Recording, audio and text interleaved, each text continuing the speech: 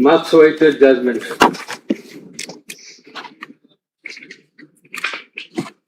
Before accepting reading out the judgment, I want to extend thanks to the investigation team headed by co-coordinator for the conducting of the strenuous job. We have done a very tough job, I would say, the investigation team. And I like to mention of Mr. Alamgir, investigating officer, and Mr. Johar, and other members of the investigation team. Many thanks to them. Thanks to my bench officers, assistant bench officers, and those who operated our devices and machineries, including Mr. Meher. He has done a lot in the preparation of the judgment. I also like to extend thanks to my registry, to all the staff, and to the respected journalists who have been working very hard to collect the information of this tribunal during the last long period. And we are very much thankful, grateful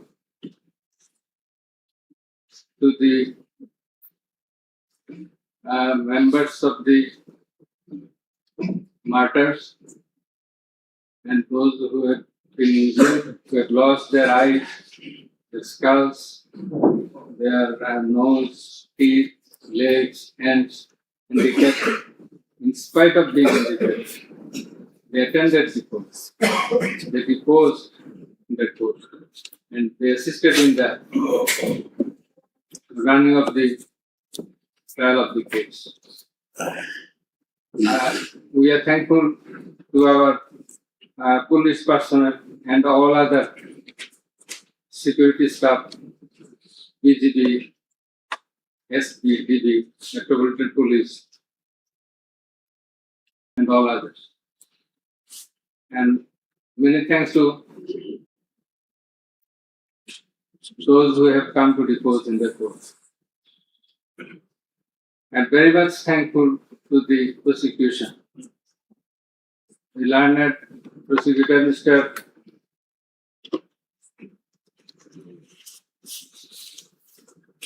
Mizanul Islam, Mr. Ghazi Manohar Hussain.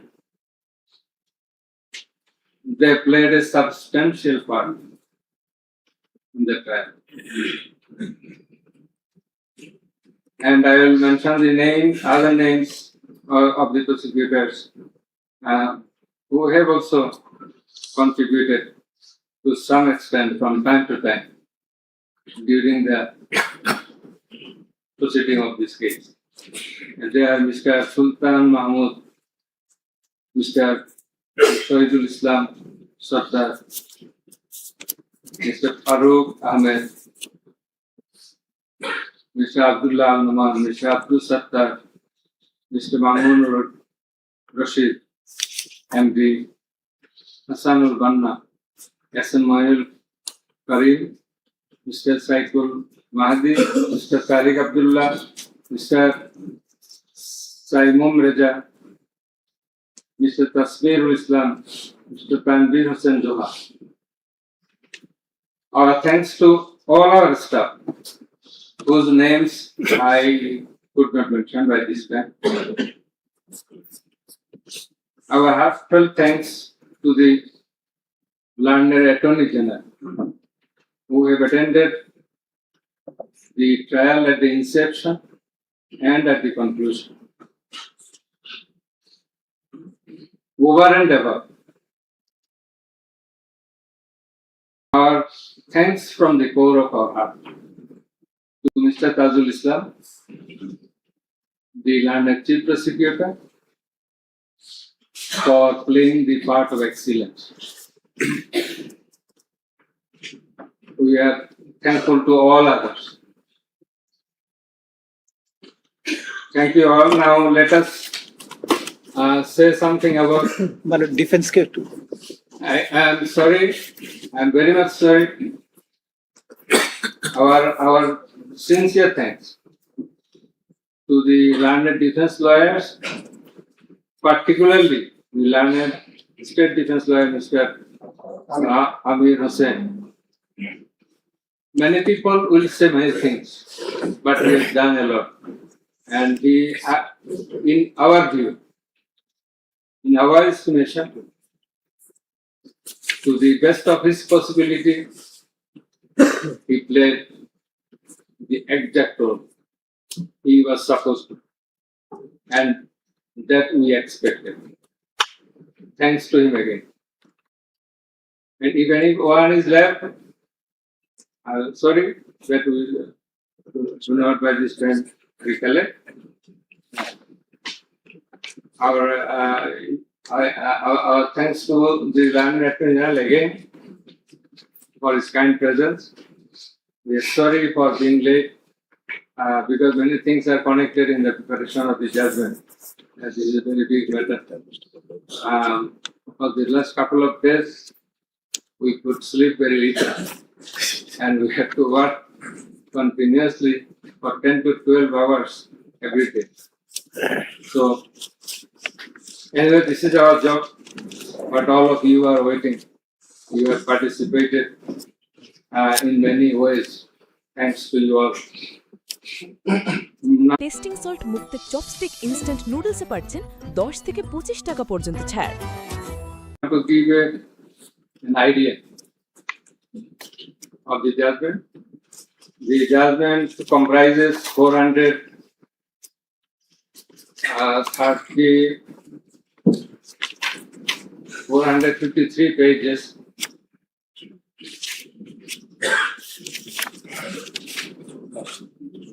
And it consists of 6 parts.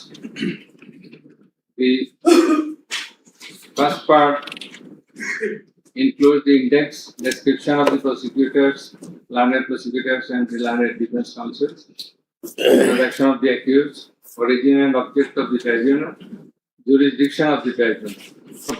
6 parts. The first part includes the index, description of the prosecutors, learned prosecutors and the learned defense counsels. We are holding trial of the crime against humanity. So, elements of crime against humanity, these are enunciated by the Rome Statute and being followed and exercised by the International Criminal Court and other international tribunals. We are also following the Rome Statute as well as our law, and particularly the elements as enshrined therein. And the elements of superior command responsibility. In such cases, superior command responsibility is bulkily involved, and that's why we have to have regard to this aspect as well. And we have stated the standard of the tribunal. That is, we compare the standard of this tribunal with the standard of the other international tribunals as well as the International Criminal Court. And we have said about the trial procedure, part 2, pre-trial proceedings, part 3, prosecution story and defense case. We have stated about learned chief prosecutor submission on charge, learned state defense counsel's submission on charge, thereupon decision on charge, and then we have given the description of evidences in part 4. In part 4, we have also given an account of the testimonies of the prosecution witnesses. In part 5, we have given the illustration of the evidences, that is the description of the evidences. Used arms and ammunition. We have given an account of the used arms and ammunition. We have given a description. We have discussed about the telephonic conversations of accused Sheikh Hasina with a number of persons from time to time. We have discussed and extracted the reports of daily newspapers concerning the issues of this case, reports of United Nations Human Rights Commission, reports of Odhikar, another Human Rights Commission, reports of Human Rights Watch, and Globe Institute, and so on. We have discussed about the videos of the occurrences which have been displayed in the tribunal. And we have described the extent of cruelty administered upon the victims who have died and who have been seriously injured and lost their vital organs of the body. And we have talked about seized alamots. We have given account of the murders, number of murders, in accordance with the Gazette notifications published by our government and in accordance with the reports of United Nations Human Rights Commission and other organizations. In this context, I want to say that the exact report of martyrs or the victims or the sufferers or the injured person or those whose whereabouts could not be traced, this is quite natural. You will understand that since our liberation war in 1971, still we could not finalize the list of murderers, the list of freedom fighters, list of the war criminals, and others. So there are lists, but it varies. So you see a time limit, it may vary. Somewhere you will find the figure 800, somewhere 1000, somewhere 1400. So substantial amount of the protesters have been killed. This is the fact. We have described the police messages and directions passed from the high-ups to the downwards for doing the needful to control the protesters, curfew orders. Then in part 6, we have described, we have given an account of the learned chief prosecutor's arguments, the points of argument, the pertinent points of argument have been described. We have also described the pertinent points of argument raised by the learned State Defense Council. Thereafter, we have given an account of our observations and inference. And finally, we passed the order. So, this is all about the judgment. Now we will read out the very pertinent portions of the judgment, one by one.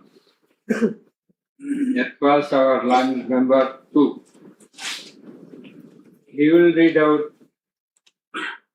a portion of the judgment, commencing from origin and object of the tribunal, jurisdiction of the tribunal, and he will read out Article 7 of Home Statute, elements of crime against humanity, elements of superior command status, responsibility, and then the charges.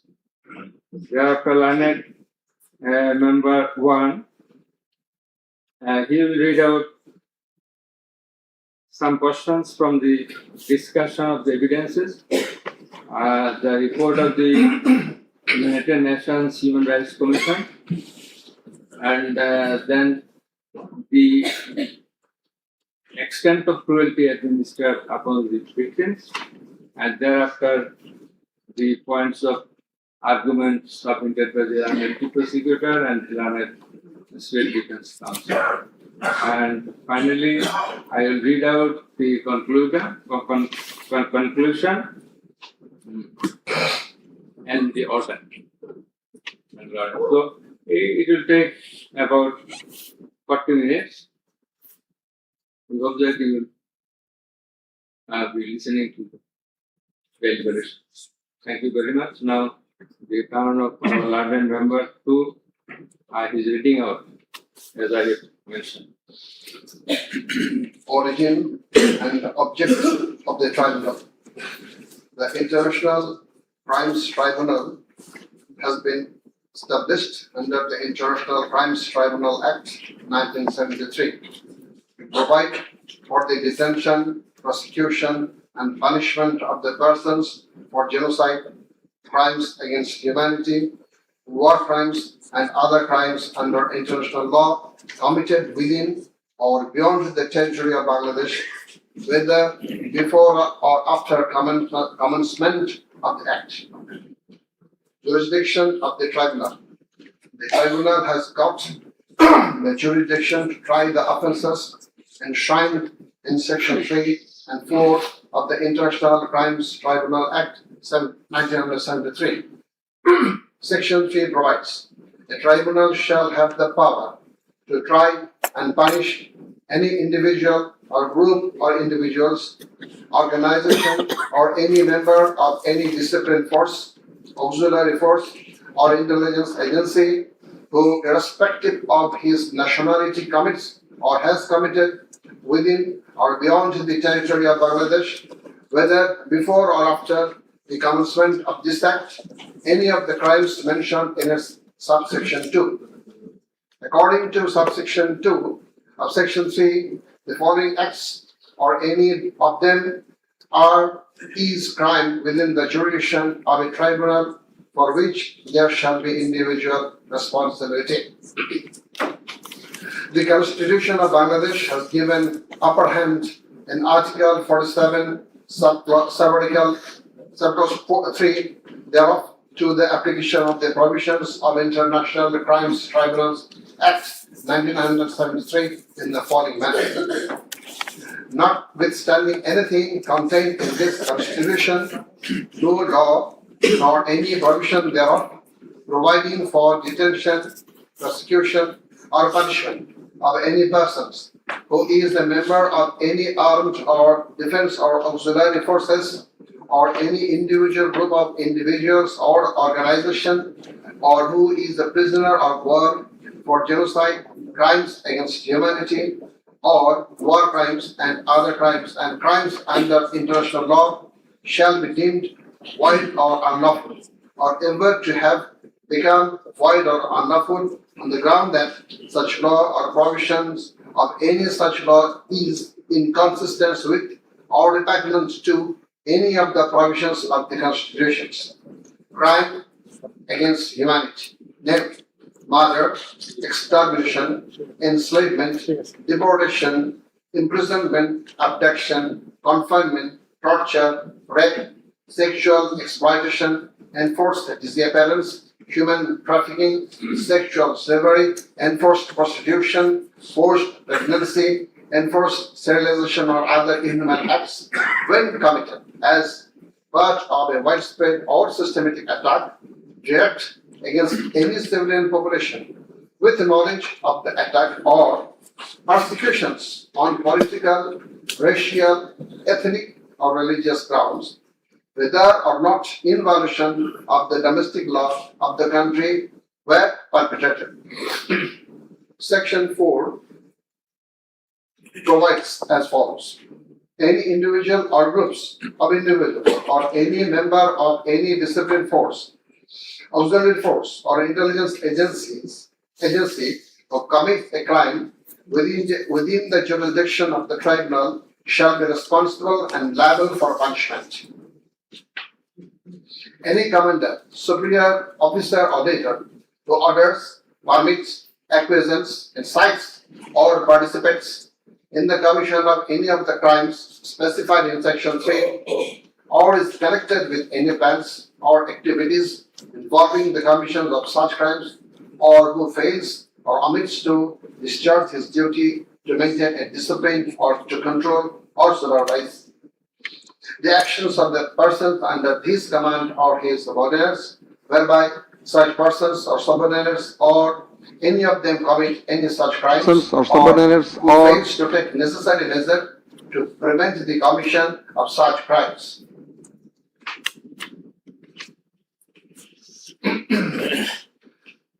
Now, crimes against humanity according to Rome statute.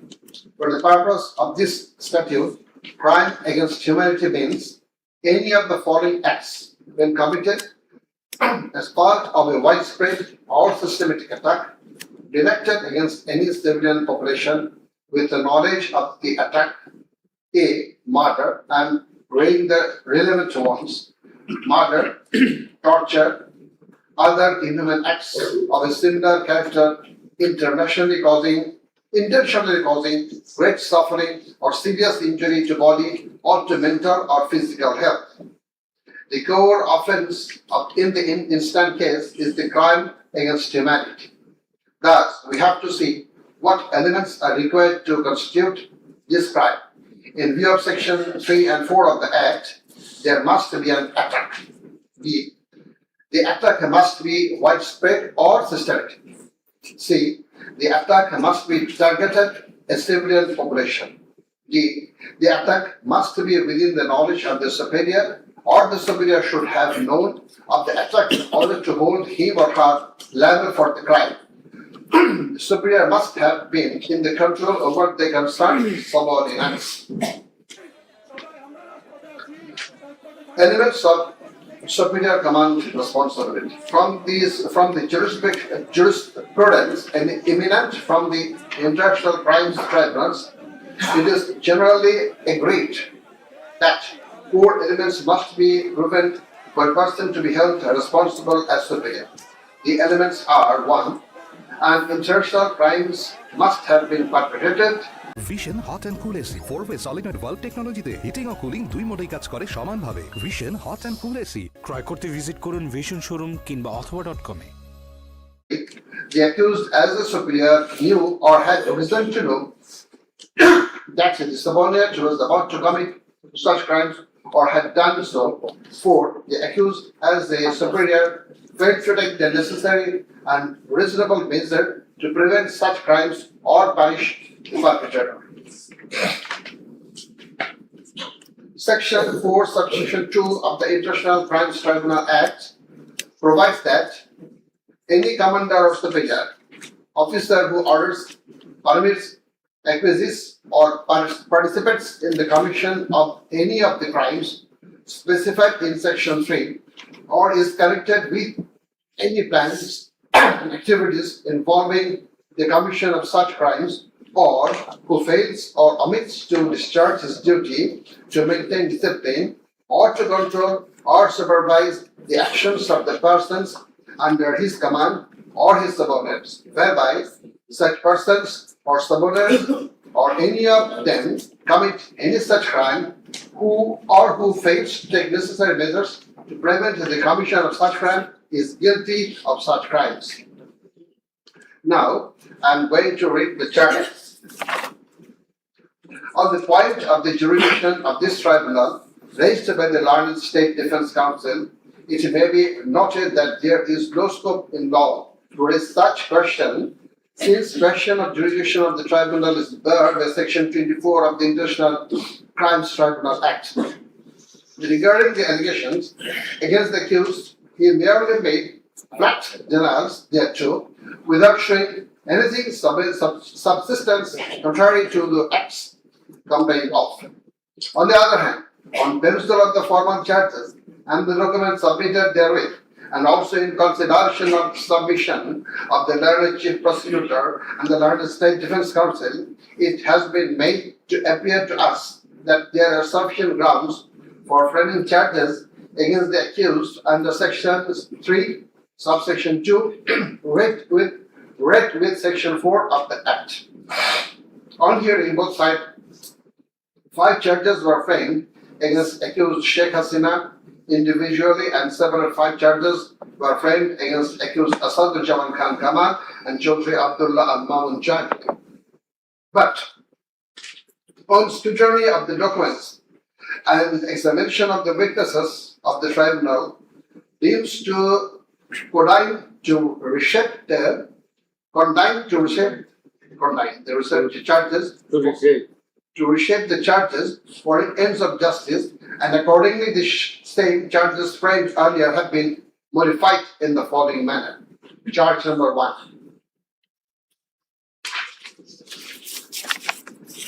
Incitement and order to attack and kill protesting students of Dhaka University and other academic institutions of the country, and also failure to take preventive and punitive measures, and thus killing hundreds and severely injuring thousands of protesters during July uprising 2024, commencing on 1st July 2024 and ending on 5th August 2024, accused Sheikh Hasina as the Prime Minister of Bangladesh and the President of the ruling party of Bangladesh, Awami League, as well as 14 Party Alliance, in a press conference on 14/7/24 at Gaurav Bhavan, made the following derogatory remark. মুক্তিযোদ্ধার নাতিপুতিরা চাকরি পাবে না তো কি রাজাকারের নাতিপুতিরা চাকরি পাবে? If the grandchildren of freedom fighters should not get jobs, should the grandchildren of rajakars get it? Pointing towards the protesters of anti-discrimination student movement while demanding a rational reform of quota system in government job, whereby the left defamed and aggrieved, since rioters are considered as collaborators of occupied Pakistan Army during Liberation War of 71. And thereafter, the term has been being used to stigmatize an individual or group of individuals as enemy of the state of the people. Well, in a telephonic conversation with ASM Masood Kamal, the then Vice Chancellor of Dhaka University, Sheikh Hasina, mentioned that she ordered to hang the protesters as the rioters have been hanged before. Furthermore, being incited and inspired by the said remark, Cabinet Minister and Awami League Secretary Abdul Qadir, separately charged, made another provocative, aggressive remark on 15th July of 2024 at 12 noon, saying, Andolon Domone Chatruligi Jodeshta. Chatruligi is enough to bring the movement under control. And as such, the students, female and male, came down to the streets chanting slogans against herself and her party of government. Meanwhile, as subordinates, including the cabinet members, police, and other law enforcing agencies, activists of the four-party Awami League and its affiliated and allied organization go to incited and inspired of the aforesaid remarks of you and Abdul Qadir, and thus they launched widespread and systematic attack within your full knowledge upon the peaceful statement protesters in Dhaka University, causing 297 students injured and many others in different educational institutions throughout the country, including Rangpur Begum Rokeya University, where Abu Said was brutally shot dead by police. By your incitement and order to kill the protesting students who have been injured and killed as the first site, and also by failure to take preventive and punitive measure against the perpetrators, it accused Sheikh Hasina committed the crimes against humanity under Section 3, subsection 2, under Section 4, subsection 1, clause B, and Section 4, clause 3, subsection 3, read with Section 28 of the International Crimes Tribunal Act 1973. Charge number 2. Order to use lethal weapon, drones, and helicopters to kill the protesters and execution of the order. During the July uprising 2024, accused Sheikh Hasina held a conversation over telephone with Dr. ASM Masood Kamal, the then Vice Chancellor of Dhaka University, from Gaurav Bhavan on 14th July 2024 at about 11 p.m., wherein she mentioned that she already ordered to kill the protesters like the Rajakas who have been hanged before. Again, on July 18, Sheikh Hasina conversed over telephone with Sheikh Fazlur Taposh, the mayor of Dhaka South City Corporation, mentioning that she had already given direction to the law enforcement agencies to use helicopter and lethal weapons to kill and eliminate the peaceful unarmed civilian protesters, and also ordered them to use drones to locate the protesters. She also told him that she passed orders to arrest and torture the protesters across the country. As a result of above statement, directions, the Home Minister Asaduzzaman Khan Kamal and the Inspector General of Police Chaudhry Abdullah Mahmood successively implemented the directions through their underlings, that is, law enforcing agencies, by deploying drones and helicopters in the sky, killing about 1,400 protesters, including women and children, indiscriminately and gravely injuring about 25,000 of them throughout the country by using lethal weapons everywhere from 16th July 2024 and helicopters somewhere from 18 July 2024 up to 5th August 2024, and thereby Sheikh Hasina, Asaduzzaman Khan Kamal and Chaudhry Abdullah Mahmood committed crimes against humanity as a joint criminal enterprise punishable under Section 3, Subsection 2, Clause A, G, H, Section 4, Clause B, C, Section 4, Subsection 3, read with Section 20A of the International Crimes Tribunal Act. Charge number 3, killing 6 protesters at Changharpur with lethal weapons. The protesters convened a program titled March to Dhaka to be held on 5th August and made a call to the people of all walks throughout the country to march to Dhaka on the scheduled day. People of all spheres began to assemble in Dhaka from every part of the country on August 5th. By incitement, order and inaction of Sheikh Hasina, by abetment and inaction of Home Minister Asaduzzaman Khan Kamal and Inspector General of Police Chaudhry Abdullah.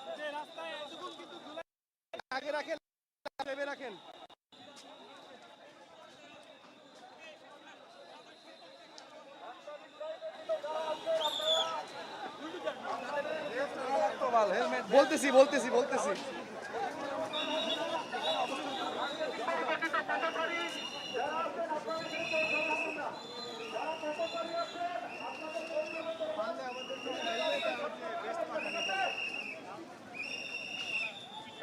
যারা আছেন আপনারা আপনাদের গন্তব্যে চলুন, এখানে কেউ দাঁড়িয়ে থাকবে না।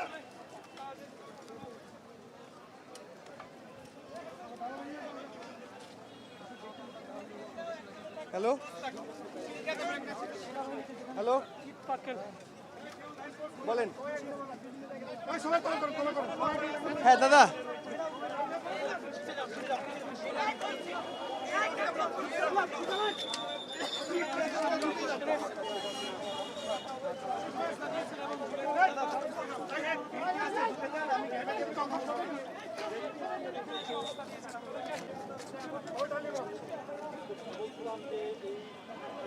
পুলিশ সদস্যের মাথায় একটি আঘাত লাগে এবং আহত হন। তার যে মাথা সেটা থেকে আসলে রক্তক্ষরণের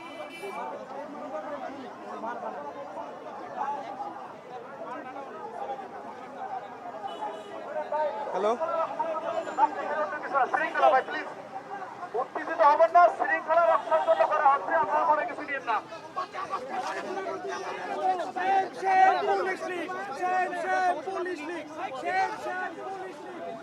কে ব্রিফ করবে?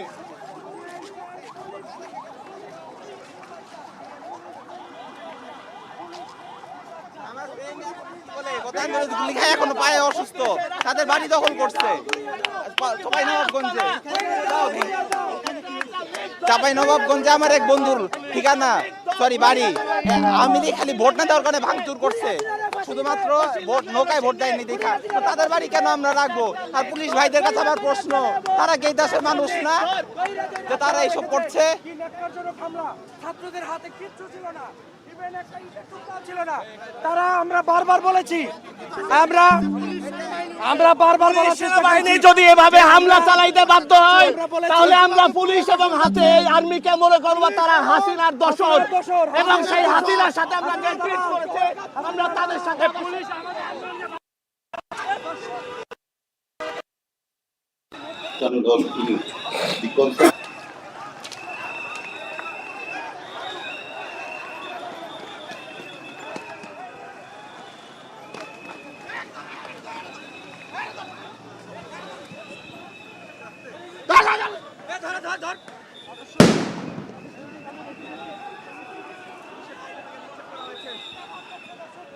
দেখতে পাচ্ছেন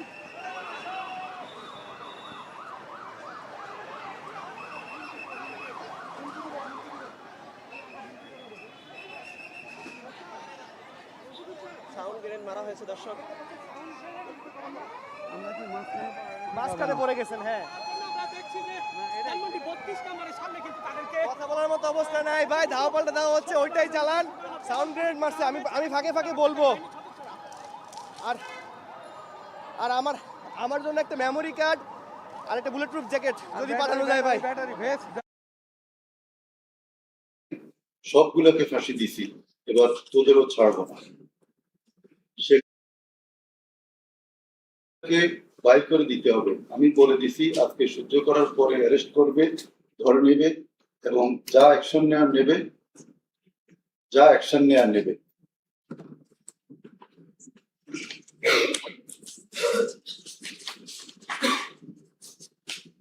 Then it also appears from the conversation with Dhaka South City Corporation Mayor J-Jayant Taposh, accused Sheikh Hasina told him that she ordered to kill the protesting student by using helicopters and lethal weapons. The substantial portion of the conversation is Sheikh Hasina, দরকার নাই, ওটা দরকার নাই। আমি সেনা প্রধানের সাথে প্রবেশের মুখেই যারা ধানমন্ডি 32-এ যারা প্রবেশ করতে চেয়েছিলেন তারা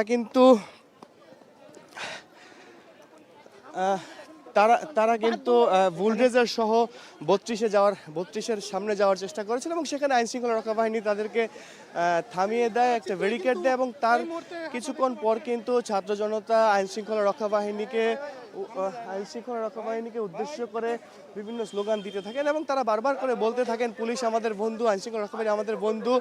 এবং হঠাৎ করেই কিন্তু পরিস্থিতি উত্তপ্ত হয়ে যায় এবং আমরা লাঠি চার্জ করতে দেখেছি, আইনশৃঙ্খলা বাহিনীকে লাঠিচার্জ করতে দেখেছি। এই যে ধানমন্ডি মোড়টি রয়েছে সেই মোড়ের 3 দিকেই কিন্তু আমরা পুলিশের যে সতর্ক অবস্থান সেই অবস্থান দেখছিলাম। এখন আবারও এই যে পথচারী বা যারা আছেন তাদেরকে দেখে কিন্তু আইনশৃঙ্খলা রক্ষা বাহিনী সরিয়ে দেওয়ার চেষ্টা করছেন, পাল্টা আক্রমণ করা হচ্ছেন। দর্শক আমরা দেখতে পেয়েছি যে এখানে যারা আছেন ছাত্র জনতা যারা এসেছেন তাদেরকে ছত্রভঙ্গ করে দেওয়ার জন্য কিন্তু লাঠি চার্জ করতে আমরা দেখেছি পুলিশের পক্ষ থেকে। এই পুলিশ সদস্যরা কিন্তু তাদের মতো করে পরিস্থিতি আনার জন্য চেষ্টা করছেন এবং এখানে থেমে থেমে ধাওয়া পাল্টা ধাওয়া।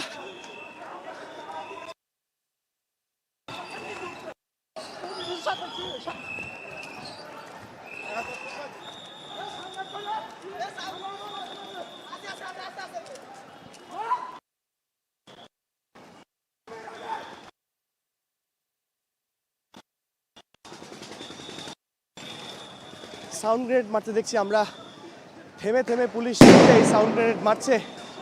তাতে করে কিন্তু এই 32 ভাঙার জন্য ছাত্র জনতা যারা এসেছিলেন তারা কিন্তু বিভিন্ন গলি দিয়ে চলে গেছে এবং পুলিশ তাদেরকে ছত্রভঙ্গ করে দেওয়ার জন্য কিন্তু এই ব্যবস্থাগুলো নিয়েছে। আমরা দেখেছি সাউন্ড গ্রেনেড মেরে পরপর 3টি সাউন্ড গ্রেনেড এবং লাঠিচার্জ করে তারা ছাত্র জনতা যারা এসেছেন তাদেরকে সরিয়ে দিচ্ছেন। অর্থাৎ এই এলাকাটি কিন্তু অল্প কিছুক্ষণের ব্যবধানে পুরো এলাকাটি একটা ছোট একটি রণক্ষেত্রে পরিণত হয়েছে যদি আমরা বলি, তাহলে কিন্তু ভুল হবে না।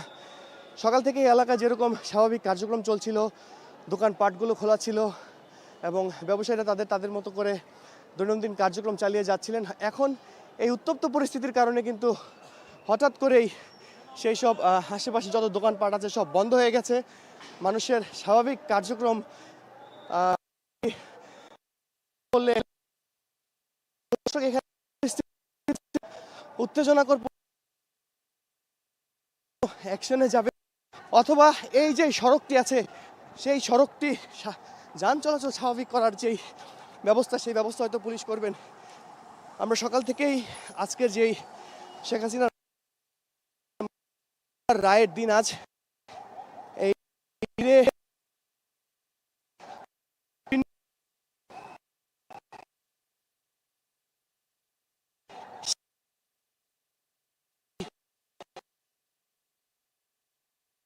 থেকে দেশের বিভিন্ন প্রান্ত থেকে আমরা আপনাদেরকে এই খবরগুলো দেখাচ্ছিলাম।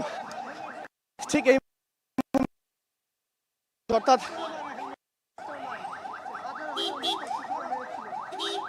রাসেল স্কোয়ার যে রাস্তাটি, অর্থাৎ রাসেল স্কোয়ার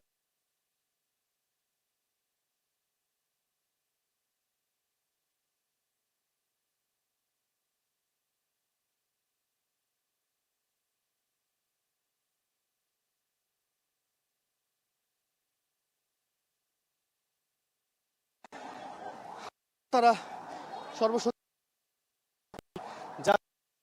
করে দেবে।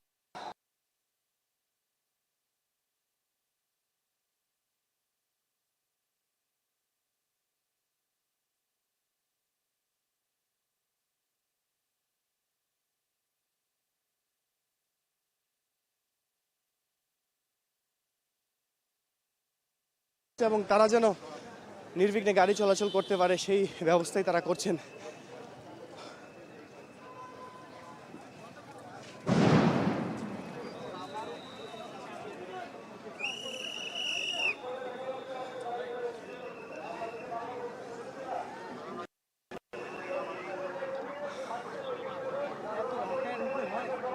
মারুফ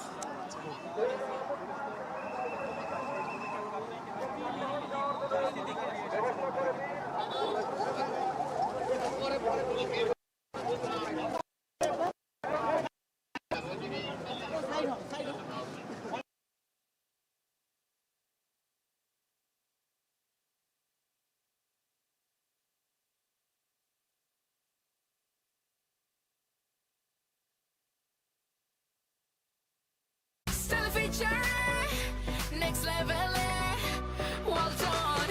Side by side, free. Smart life, that could ditch a duck. Cooling hobby, super fast. Bish space, a large display. Cooking hobby, hish a kille. Hood hat to the high fun party. Real journey, attention free. Act the table, the shop by. Wow, fridge, wow, beauty. Vast majority of troops were killed by military rifles and shotgun loaded with lethal metal pellets commonly used by Bangladesh's security forces. Thousands more suffered severe, often life-altering injuries. More than 11,700 people were arrested and detained, according to information from the police and RAB provided to OHCHR. Government attempted to intimidate and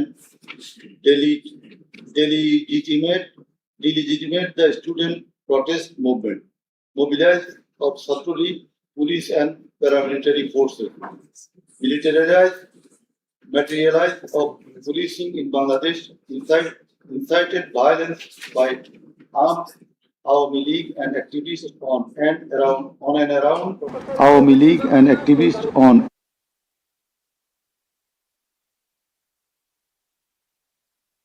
police.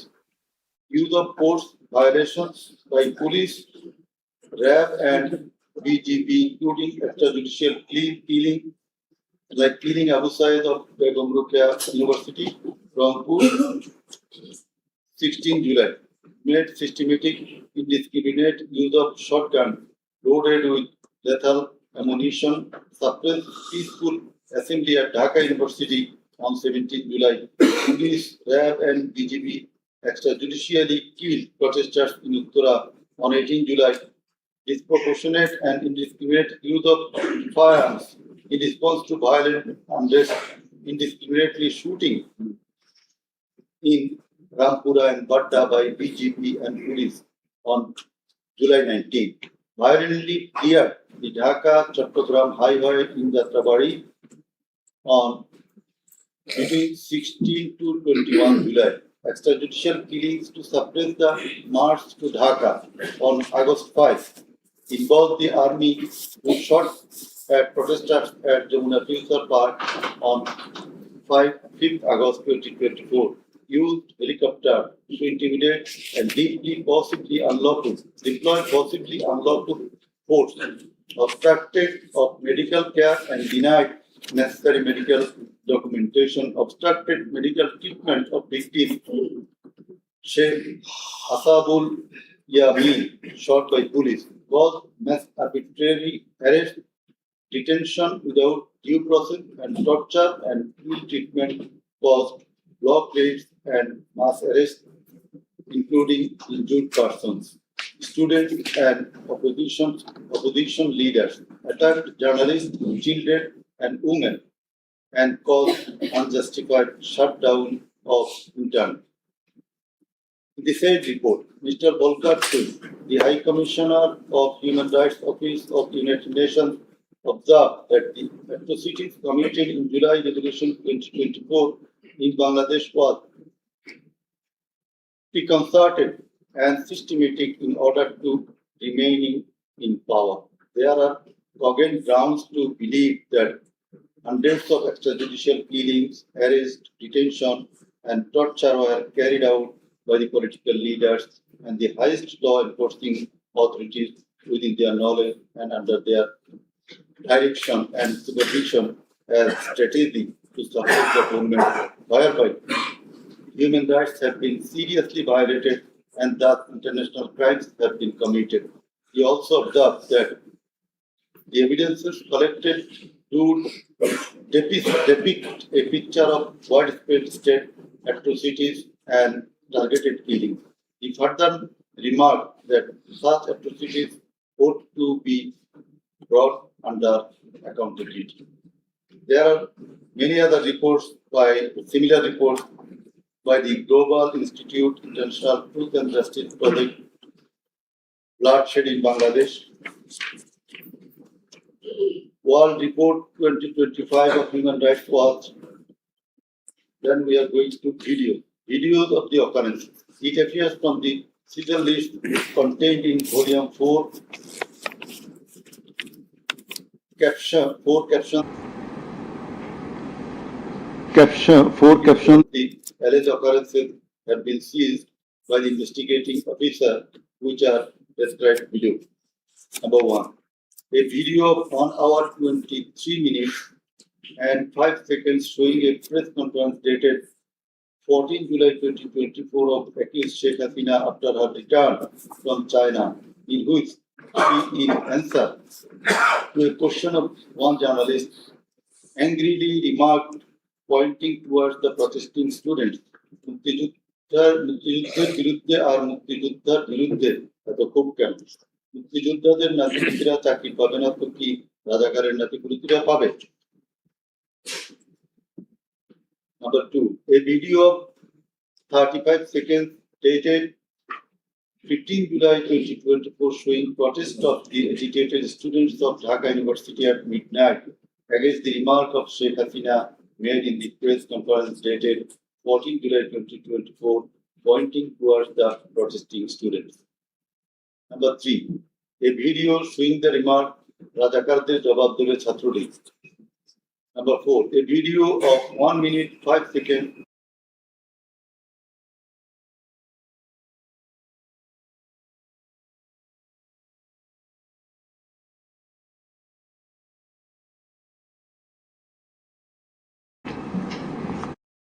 was visiting damaged metro rail station on 26 July 2024 defended her previous comment in the press conference dated 14 July 2024. Showing Prime Minister Sheikh Hasina in the course of her deliberation in a function of Jubo Mahila League held in July 2024 commented that the quota movement was illogical and also commented Jamaat Shibir Manusher Jatna. Number 7. A video showing some adverse remark of Sheikh Hasina against the female students of Rokeya Hall of Dhaka University meeting at her office on 15 July 2024. A video showing how Sheikh Hasina asked Delhi to attack Dhaka. A video shows the scenario of how protesting student Mukto was shot dead in the July movement. This video was broadcast by YouTube channel named Narrative Bangladesh on 19 April 2025. A video which shows the scene of shooting a young person named Igor by police in the July movement. This video was broadcast by YouTube channel named International Truth and Justice Project on 15 January 2025. A video named Jatrabari Evidence of a Massacre Bangla showing the scenario of killing and torturing some participants of the movement. This video was broadcast by International Truth and Justice Project YouTube channel on 14 January 2025. A video showing the scene of carrying bullets striking young man named Nafi at Farm Gate of Dhaka. This video was broadcasted at Farm Gate YouTube channel on 14 August 2024. A video showing how movement participant Kopan Chandra Burma was injured with gunshot in his face. It appears that the whole face, including mouth, nose, and eyes of Kopan Chandra Burma have been completely disfigured. This victim deposed in the tribunal as PW number 1. A video titled Nirmam 19 July, শতাধিক লাশ হাজারো গুলিবিদ্ধ রক্তের জন্য হাহাকার DMC 19. A video titled RAF Helicopter Attack Kota Andolan 2024 showing operation upon the protesters from RAF helicopters at different parts of Dhaka in July 2024. A video showing how protester Imam Hassan Taim Bhuiya was shot dead at Jatrabari, Dhaka. 4 videos in a pen drive showing the passing of order by DMP Commissioner Habibur Rahman to the subordinate, asking them to shoot the protesters below waist. A number of videos showing shooting upon the protesting people from helicopter. A video showing the scene of burning the dead bodies of protesting students and common people by police at Ashulia, Dhaka on 4th August 2025 during the July movement. A video showing the scene of Abu Said, a coordinator of এখনই ভীষণ আকারে ধেয়ে আসছে cyclone pro mango ও orange সহ police at a close range with lethal weapon. A video showing the scene of a dead body of protester Asabul Yamin being thrown from APC armed personnel carrier by police. A video which showing the accused Home Minister Abdul Kamal defending the use of lethal weapon by police. Extent of cruelty. It transpires from the evidences that cruelty of the extreme level was administered upon the dead and injured protesters. Police and activists of Awami League, Chhatro League and Jubo League blocked the entrance and exit of ambulances carrying the enduring protesters. Hospitals were asked not to give admission to the injured protesters. It appears from the testimony of PW2 that in some cases, patients were searched by police and ruling party activists. Doctors were intimidated and some of the doctors were transferred due to giving treatment to the protesting injured person. PW3 Parveen deposed that she found an injured young man shouting, save me, save me, under Chhatrapati flyover. Blood was coming out from both of his eyes. Parveen pulled him up and put him on her shoulder and looking for a rickshaw. And then 14 to 15 armed police shot them. The injured man, being hit by bullets, fell down from her shoulder. They also shot PW Parveen at her left eye, lower abdomen, and other parts of the body. Blood was coming out of her body, and thus she fell down. Coordinator of the movement, Abu Said of Ruka University, Rampur, was shot at a program. Doctors are forced to change his blood post-mortem report 5 times. PW89 Chikdar was shot at a close distance of 5 meters. He was hit by 500 bullets and 3 hospitals refused to admit him, apprising that Prime Minister Sheikh Hasina instructed to refuse admission to the protesting patients. BW8 also said that Satruling activists were searching him and as such, he was hidden in separate room by the doctors. It is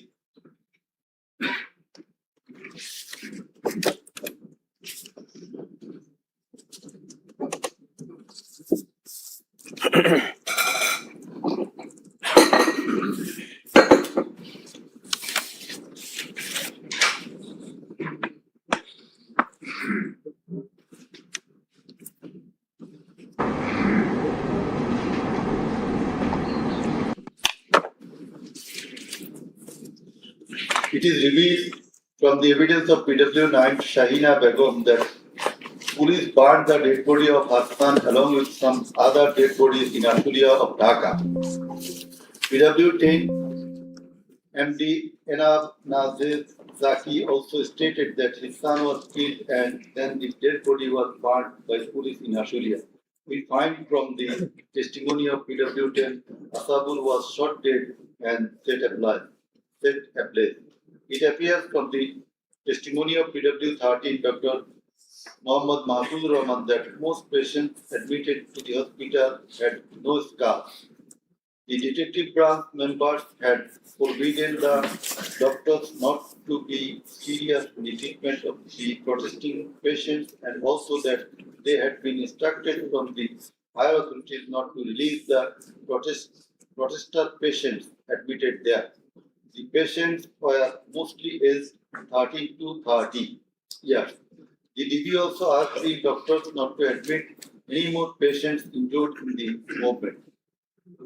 This witness also said that in order to hide the injured patient from the sight of DB personnel, the doctors adopted some tactic like changing the names of the patient and the type of injury in the admission register and recording road accident or other reasons instead of bullet wounds.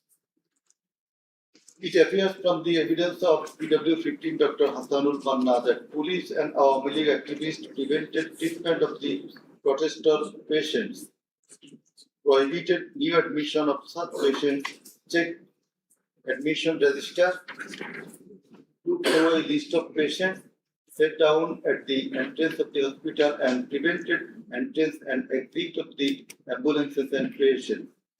This witness also said that one patient named Mustaqim Billah was admitted through an alternative entrance. To save the protester patient, the doctors had to change the name of the patient and particular of their problems. Remove them from the general ward to the post-operative ward, ICU special cabin. He added that treatment was given to such patients at risk of life of the doctors. We find from the deposition of PW18, Dr. Razibul Islam, that he was forced to change the post-mortem report of Abu Said 4 to 5 times. He was threatened with the saying that if he does not change the cause of death of Abu Said, he would be prosecuted. He was further told that there was an intelligence report against him. PW19 Shariful Islam was injured in the combat in Kustia. 62 pellets were removed from his body and 504 pellets are still remaining in his body. It is revealed from the evidence of PW21 Dr. Zakia Sultana that on 18 July 2024 they received 200 patients aged about 14 to 25 years with bullet injuries. On 19 July 2024, also similar number of patients with bullet injuries were admitted in the hospital. Numerous patients with bullet injuries were admitted on 4th, 5th, 6th August 2024. It further appears from the evidence of this.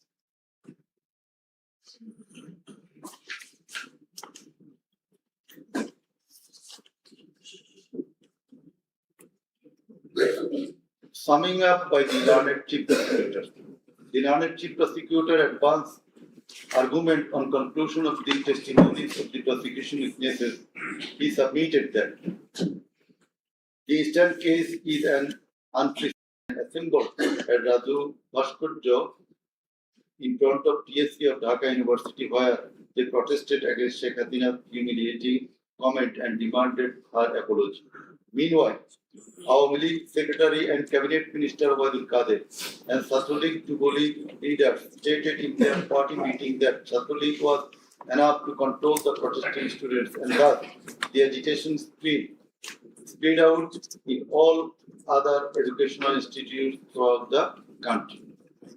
The armed activists of Satlulik and Jubilee attacked all on a sudden after the protesting students with deadly weapons at the midnight, causing 297 of them injured and hospitalized. Moreover, the said terrorists hindered the injured students from going to the hospital and furthermore, they also attacked the injured students in the hospital.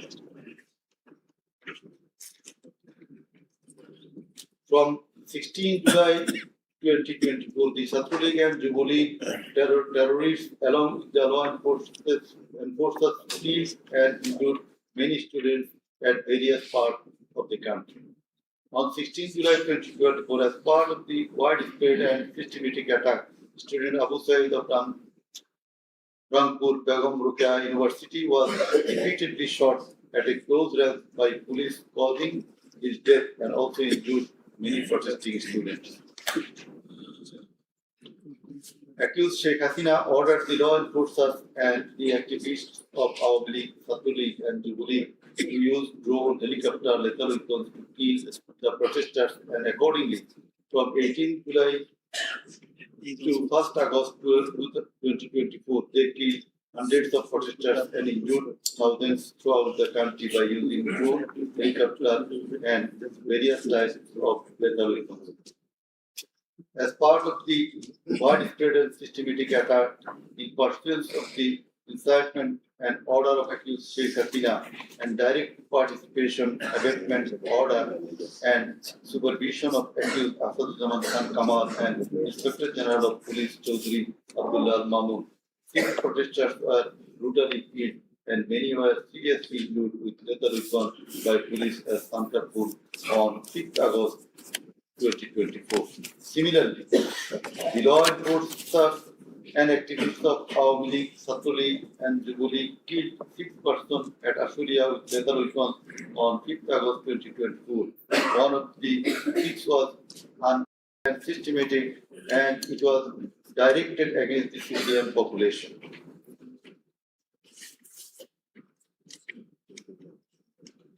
The Rana Chief Prosecutor concluded his submission with the saying that in the circumstances it has been proved and established beyond reasonable doubt that the accused committed the crimes against humanity by their incitement, order, participation, abatement, and also inaction whereupon they deserve the maximum punishment as prescribed by Section 3 subsection 2A, G, H, and section 4 subsection 1 subsection 2A, 4.2B, 4.2C, and 4.3 of the International Crimes Tribunal Act 1973.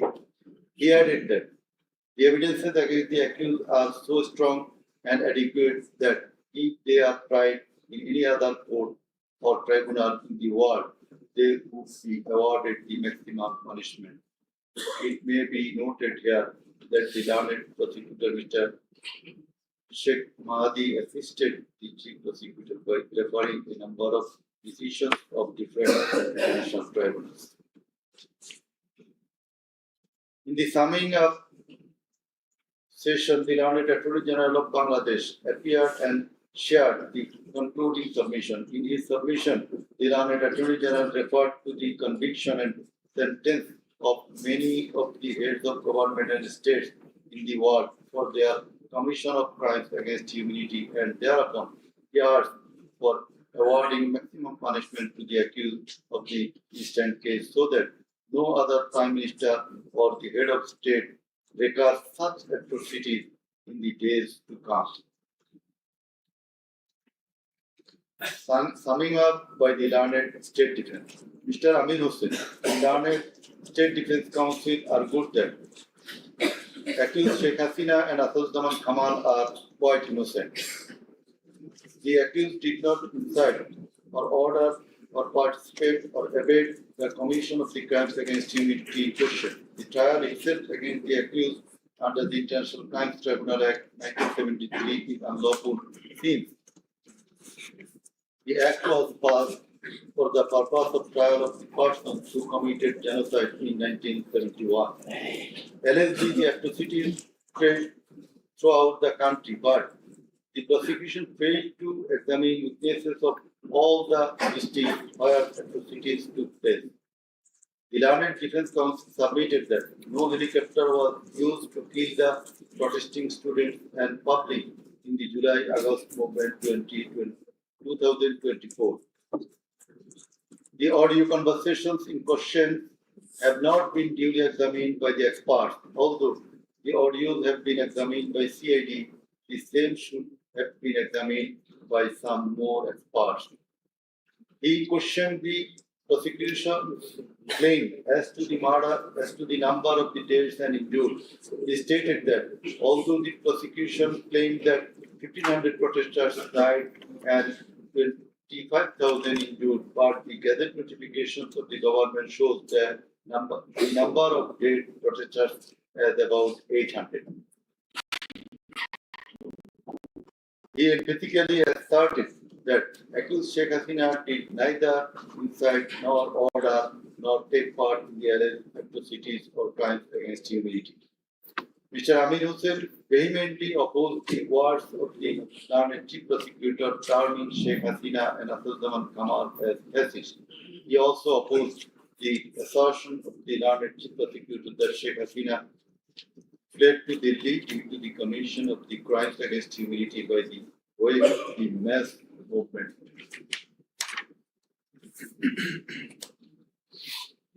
Rather, she was compelled to depart the country against her will.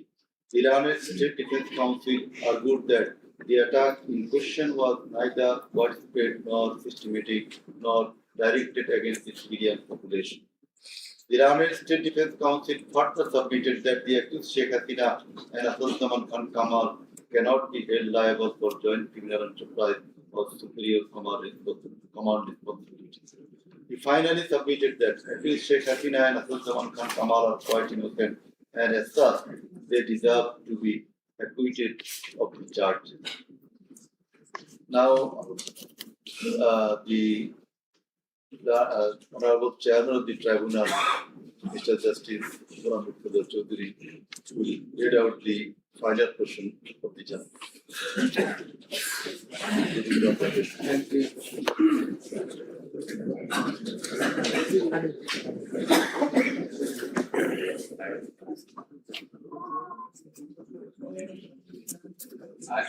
I will start with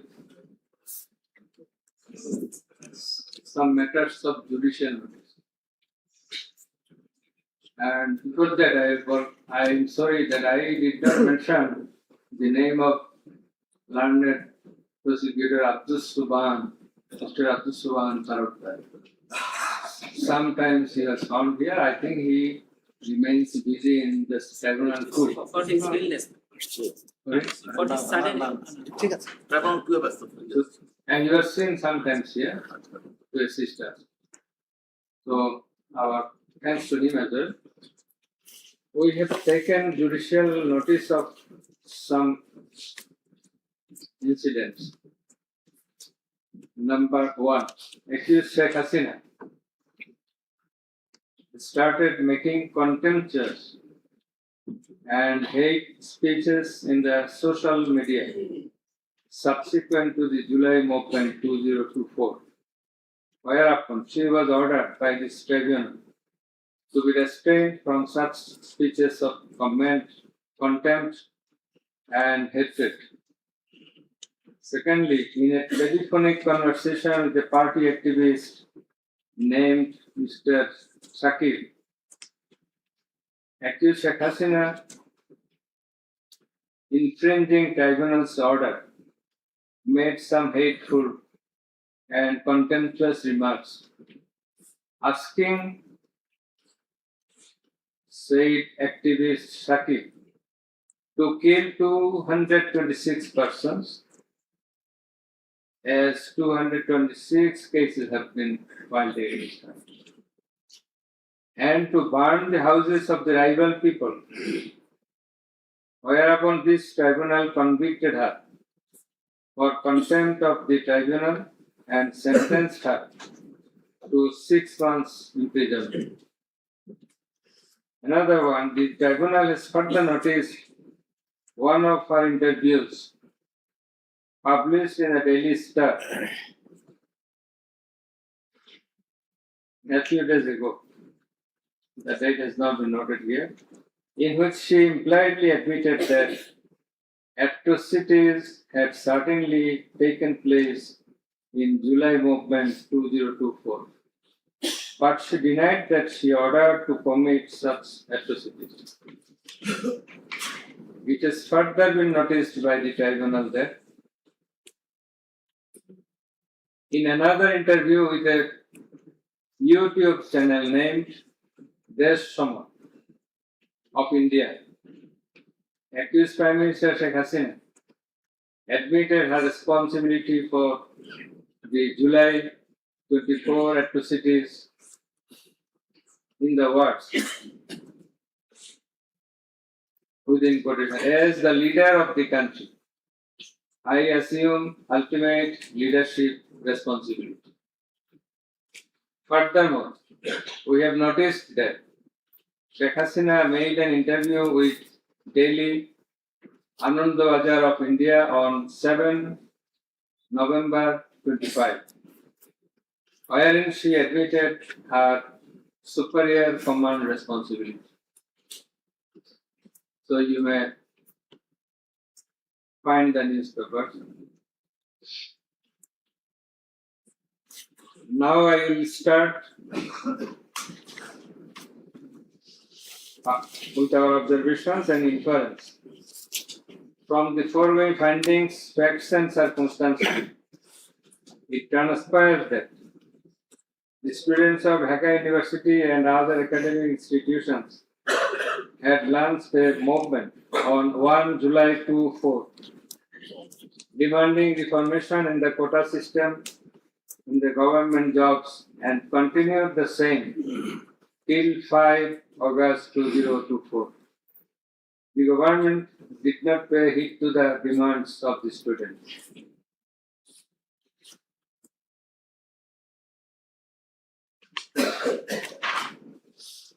Instead of listening to the students and fulfilling their demands, the then Prime Minister, accused Sheikh Hasina, undermined the movement and made a derogatory remark pointing towards the students, terming them Rajakars.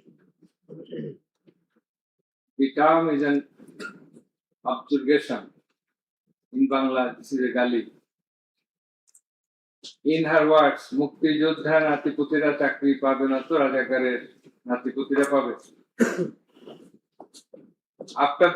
As the aftermath of aforesaid observation and the derogatory remark of accused Sheikh Hasina, the students, including female students who were at the forefront of Dhaka University, burst into a rage and assembled at the Raju Bhaskarya.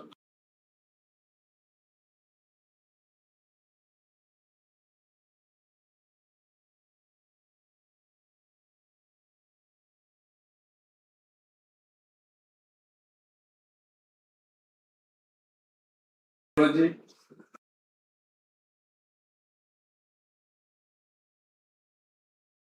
(2024) Accused Sheikh Hasina held a telephonic conversation with Dhaka University Vice Chancellor A.S.M. Maksud Kamal, and in course of the conversation, Sheikh Hasina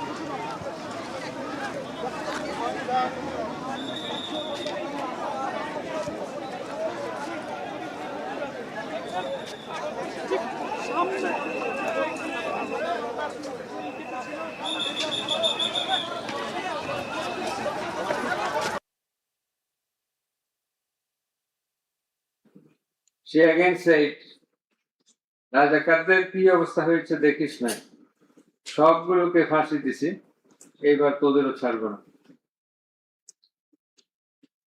In the said conversation, Sheikh Hasina further said,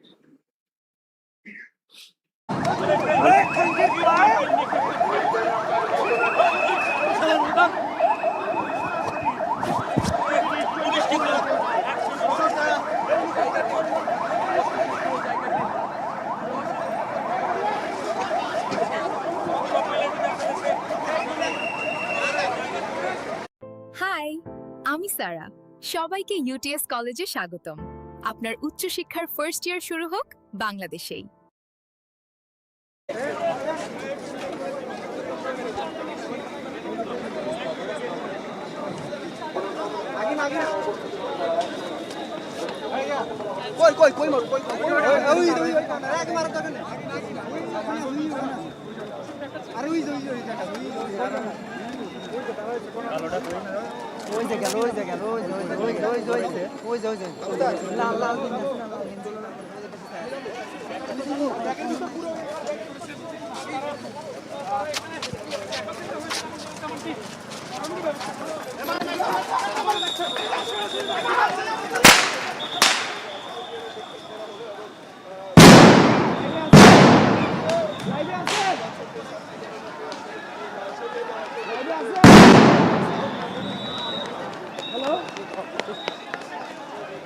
লাইভে আছেন?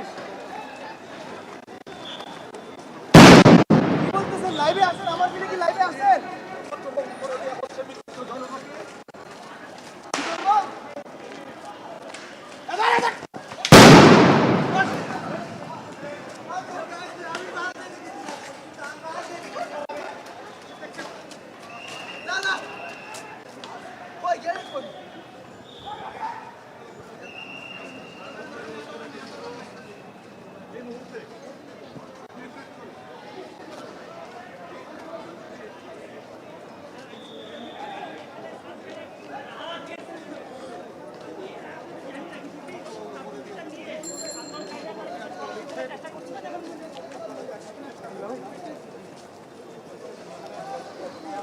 আমার এখন এখানে বলার মতো কিছু নাই, আমি তো দৌড়াইতে হচ্ছে।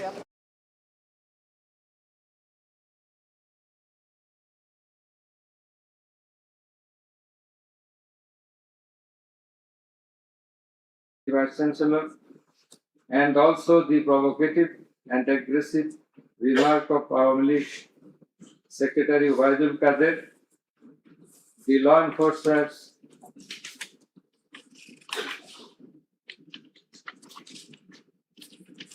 and activists of Chhatra League and Yuva League attacked the protesting students at Dhaka University throughout the country, inclusive of Rangpur, Begum Rokeya University. And in furtherance thereof, police shot Begum Rokeya University student Abu Said repeatedly at a close range. Whereupon he succumbed to the gunshots. The above-mentioned conversation of Sheikh Hasina with the Dhaka University Vice Chancellor S.A.M. Maqsood Kamal has been examined by the experts in the CID Forensic Laboratory, and it appears from the report of the examination that the conversation was genuine and that the same have not been generated by artificial intelligence, AI. The concerned experts deposed in corroboration of the genuineness of the impugned conversation. Furthermore, we find support of such conversation in the reports of daily newspapers. In addition to the above, the concerned CD pen drive containing the conversations has been played in the courtroom in course of the proceeding, and thereupon the conversation seemed to be genuine.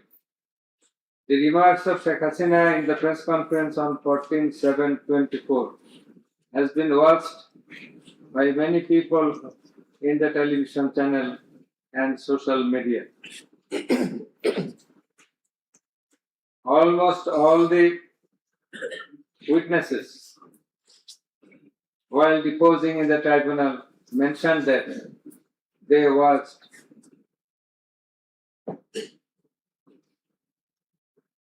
the videos in the media. Moreover, the national daily newspapers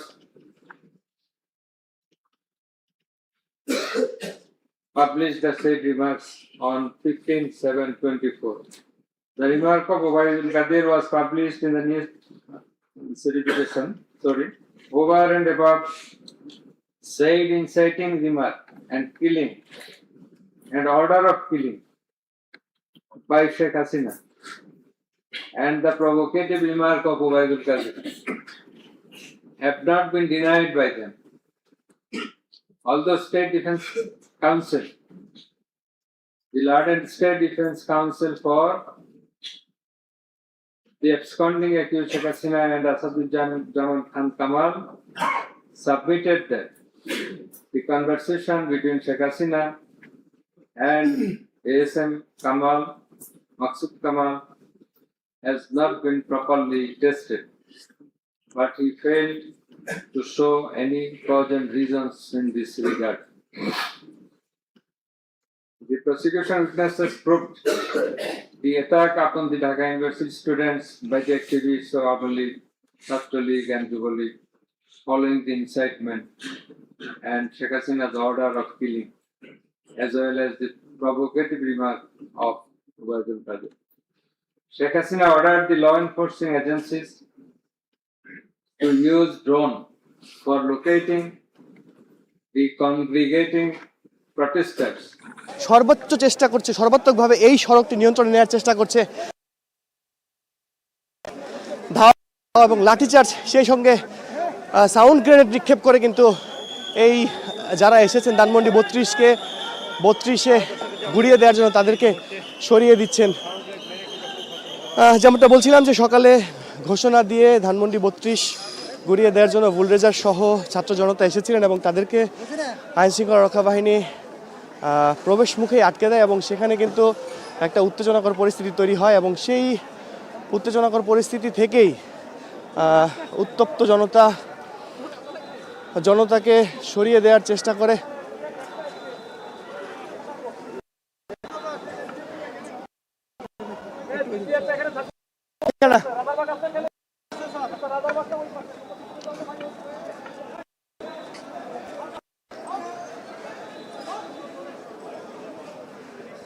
যেমনটা বলছিলাম যে ঘোষণা দিয়ে bulldozer নিয়ে ধানমন্ডি 32-এ প্রবেশ করার চেষ্টা করে এবং সেখানে কিন্তু একটা উত্তপ্ত পরিস্থিতি হয় এবং সেই পরিস্থিতি আমরা দেখছিলাম যে উত্তক্ত জনতা যারা আছে তো আইন শৃঙ্খলার সাথে তারা প্রথমে বাদানুবাদ এবং পরে কিন্তু ধাওয়া পাল্টা ধাওয়ায় রূপ নেয়। আমরা দেখেছি যে তাদেরকে সরিয়ে দেয় পুলিশ এবং পুলিশের উপর তারা ইট পাটকেল নিক্ষেপ করে। সেই ইট পাটকেল নিক্ষেপ থেকে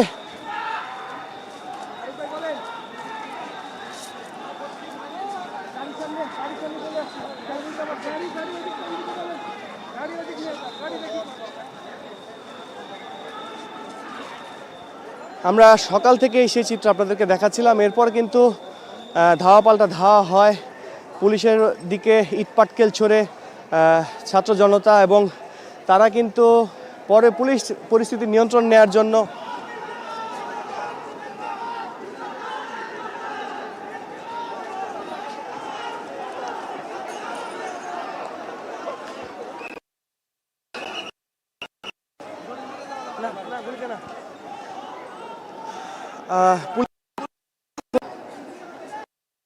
পুলিশের পক্ষ থেকে কিন্তু একাধিকবার সাউন্ড গ্রেনেড নিক্ষেপ করে মহাসড়ক থেকে শুরু করে গলি জায়গায় শুক্রবার শেরেবাংলানগর যে এলাকাটি রয়েছে সেই এলাকার বিভিন্ন গলিতে কিন্তু পুলিশ সাউন্ড গ্রেনেড নিক্ষেপ করে। আমরা এখনও সেটি দেখতে পাচ্ছি, পুলিশ একের পর এক সাউন্ড গ্রেনেড নিক্ষেপ করছে এবং ওপর দিকে বিদ্রোহী জনতা যারা তারা কিন্তু অবস্থান নিয়েছে এবং তারা বিভিন্ন স্লোগান দিচ্ছে এবং তারা বলা চলে এক মুখোমুখি অবস্থান। সেই মুখোমুখি অবস্থান থেকে কিন্তু কিছুক্ষণের জন্য একটা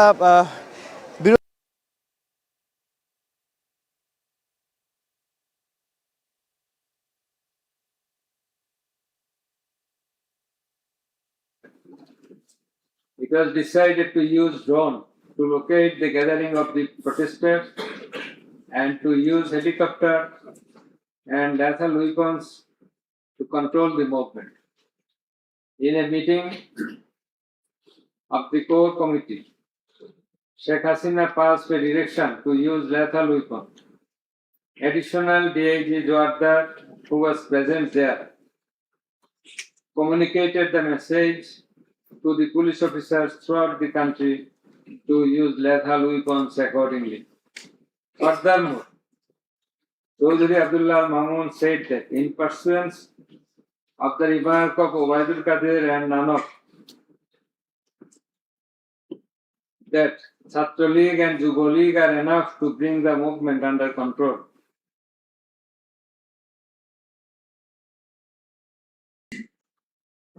He further said that following such remarks, activists of Chhatra League and Yuva League attacked the students of Dhaka University.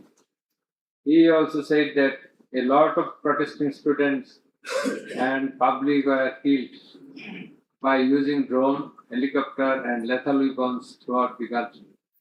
Accused Chaudhry Abdullah Al Mamun further asserted in his testimony that he, along with Home Minister Asaduzzaman Khan Kamal, Home Secretary and BNP Commissioner, went to Narayanganj on 29/7/24 to observe the situation of the movement, and on the way they stayed for a while in front of Jatrabari police station, and then DC Iqbal of Wari Zone showed a video to the Home Minister on his mobile and said, "We shoot one, that one dies, that one gets injured, but the others do not move." Therefore, it is perspicuous from the above that all the three accused led the operations against the protesting students and public jointly as a matter of joint criminal enterprise. As the aftermath of Sheikh Hasina's order, as well as the supervision and guidance of accused Home Minister Asaduzzaman Khan Kamal and IGP Chaudhry Abdullah Al Mamun, the law enforcers and activists of Awami League, Chhatra League and Yuva League invaded the protesting students and public throughout the country by using drone, helicopter, and lethal weapons, causing death to about 1,500, inclusive of 6 protesters at Sankarpur of Dhaka, namely Shahriar Khan Anas, Mahdi Hassan Junaid, MD Yaqub, MD Rakib Hawladar, Muhammad Ismail Haq, Malik Mia alias Shahari, and another 6 protesters at Ashuria of Sabah, namely Sajjad Hussain, Sojal, As-Sabur, Tanzil Mahmud, Sujar, Bayezid Bustami, Abul Hussain, and another unidentified protester near Dhaka, and caused grievous injuries to about 25,000 of them. In Ashulia, the aforesaid 5 dead bodies and another body of an unidentified injured protester were burned with petrol by police. The law enforcers and the activists of Awami League and those of its affiliated organizations named Chhatra League and Yuva League killed and injured the protesting students and members of the public with lethal weapons like SMG, LMG, China rifle, shotgun, 9mm pistol, 7.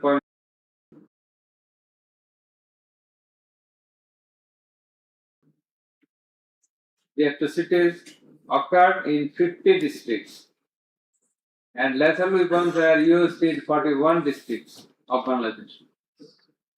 We also find that victim witnesses from many districts testified in the tribunal stating that killing and injuring the students and common people took place in their respective districts during July Movement 2024. Thus, it is clear enough that attack in question was directed against civilian population, and it was widespread and systematic. Therefore, in the atrocities of killing and gravely injuring the protesters, as aforesaid, accused Prime Minister Sheikh Hasina committed crimes against humanity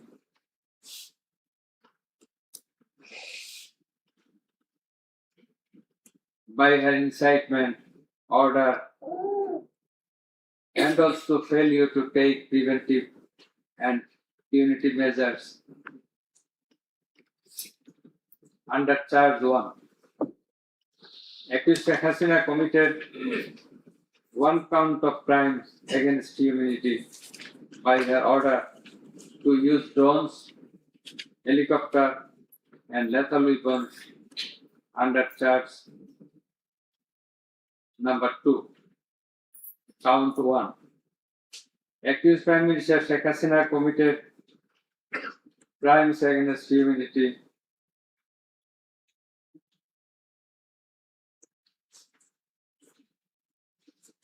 on 1 count under Charge 1.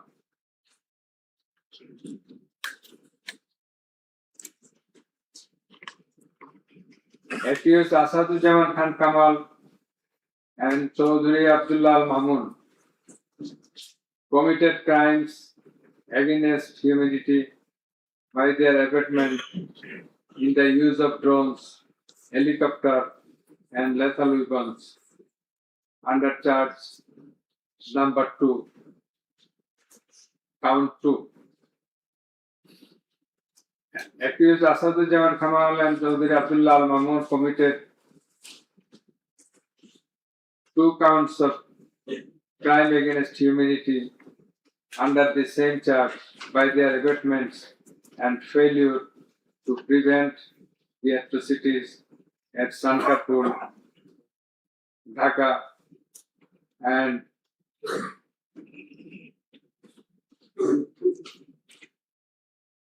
also committed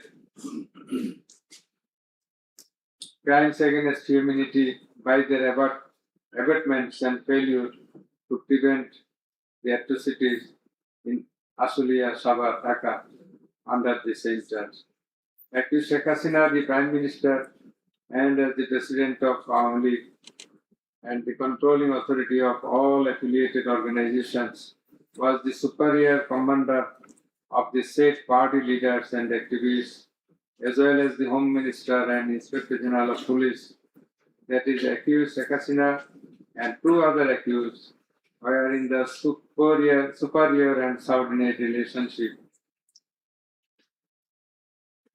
On the other hand, the Home Minister was the superior of the Inspector General of Police, that is, they are in the superior and subordinate relationship. As required to be an element as required by the provisions of Rome Statute. In the like way, all the police officers are subordinate to the Inspector General of Police. They worked under him. Thus, it is apparent that accused Prime Minister Sheikh Hasina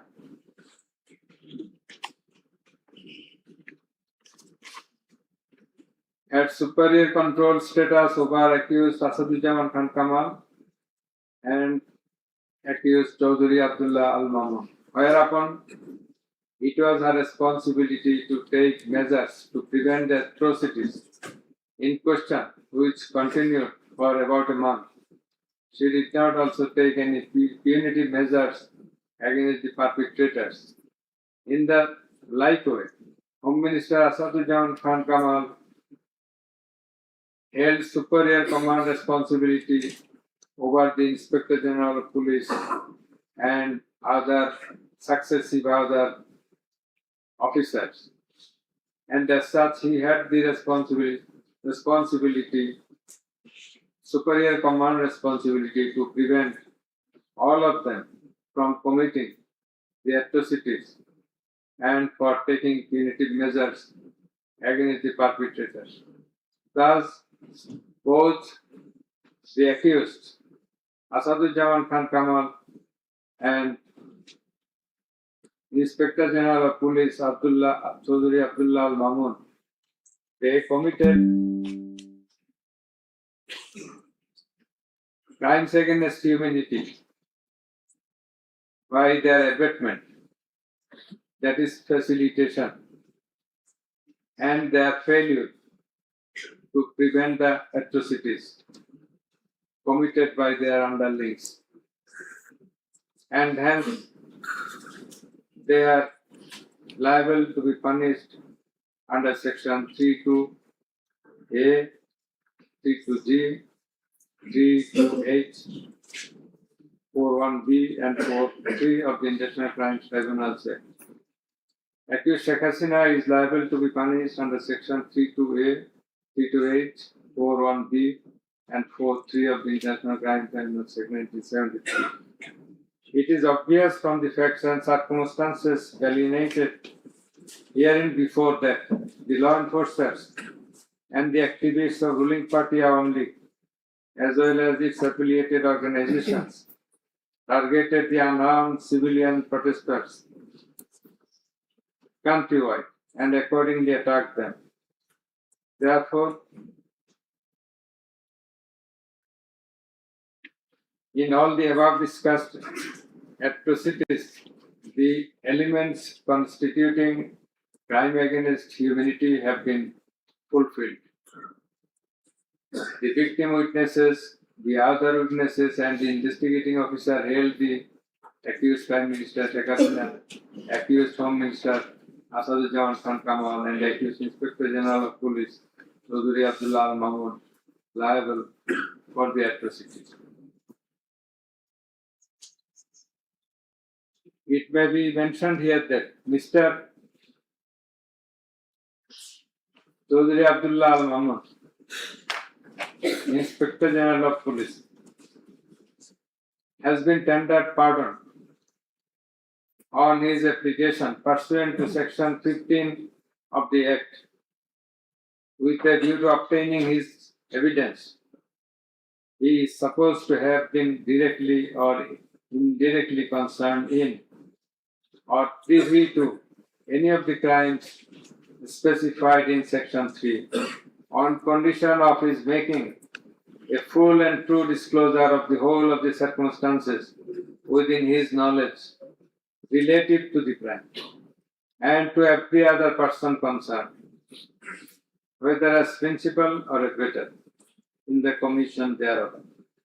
According to subsection 2 and 3 of section 15,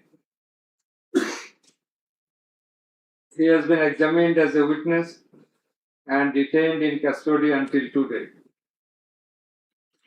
It appears to the tribunal that he made a full and true disclosure of whole of the circumstances within his knowledge relative to the crime and to every other person concerned, both as principal and abettor in the commission thereof. He categorically admitted his involvement in the alleged acts and disclosed that a core committee consisting of Home Minister Asaduzzaman Khan Kamal himself used to hold meeting every day at the residence of accused Home Minister Asaduzzaman Khan Kamal to take decisions as to the necessary measures to face the movement of the students and to pass the instructions and to pass necessary instructions. He said that accused Prime Minister used to pass directions to the core committee in this regard.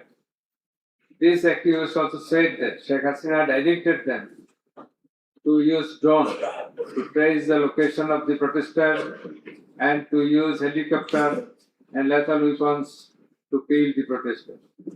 He mentioned that chain of command in the police service was not maintained. In most of the cases, the highest authority used to communicate or contact the mid-level officers like Additional Commissioner Harun Rashid, Additional Commissioner Monirul Islam. Accused Prime Minister Sheikh Hasina passed the direction in presence of Additional Deputy Commissioner Praloy Kumar Jawardar during a core committee meeting. And as such, Jawardar conveyed the direction to all the concerned officers throughout the country. Direction means the direction to use helicopter and lethal weapons as well as drones. Chaudhry Abdullah Al-Mamun also mentioned in his testimony that he had a clean image and track record throughout his service for long 36 years. There had been no allegation against him during his long tenure. He said that he feels remorseful and ashamed on seeing the atrocities in the videos displayed in the courtroom. He sought apology to the tribunal and to the people of the country. Although accused Chaudhry Abdullah Al-Mamun claimed to have made full disclosure of the circumstances,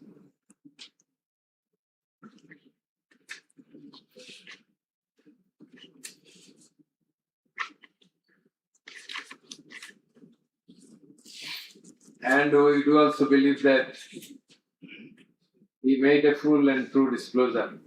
But the offences he committed and admitted is punishable with the capital sentence. And as such, in consideration of his disclosure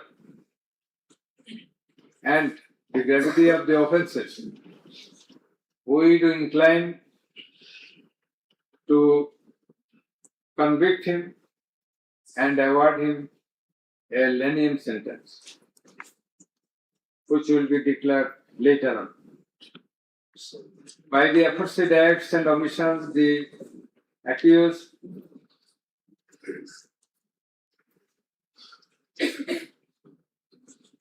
committed crimes against humanity under section 3 2A subsection B clause 8 41 42 43 of the International Crime Tribunal Act 1973 as stated before.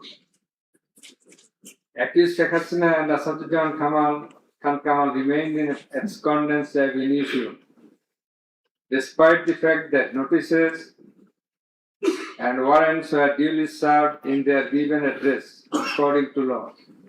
Moreover, they were asked by publishing notice in 2 daily newspapers to appear and contest the case,